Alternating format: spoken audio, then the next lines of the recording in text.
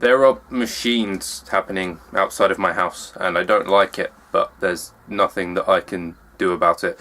So if you hear noises in the background, it's the machines. I watched a Brian Cox lecture on YouTube last night, and it made literally zero sense to me. I love that man, but I simply cannot understand a single word he says. Ever. One thing that I did pick up on though is the idea of the universe being infinite. Now I quite enjoy the term infinite because it means to me that anything is possible given time. If we leave things for long enough, then all kinds of crazy shenanigans might start to happen, which sounds to me like an unmissable opportunity to spout bullshit.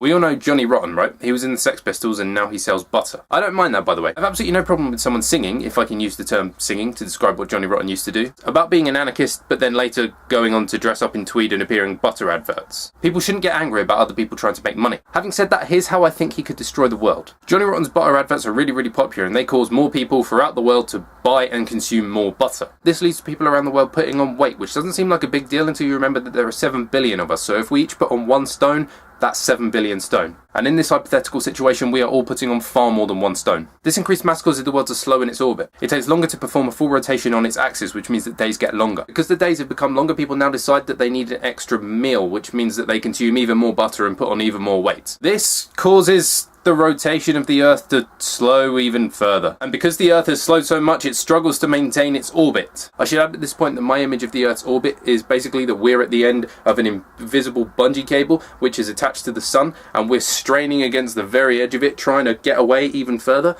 But because we're being held in place, that causes us to go in a circle. And that's the Earth's orbit, kids. Because of the ever-increasing mass, the Earth slows further still, meaning that it's not straining quite so hard against its bungee cable. Eventually, there just isn't enough force against the invisible bungee cable to hold it taut, meaning that we all fall screaming into the sun where we burn to death. And it's all Johnny Rotten's fault.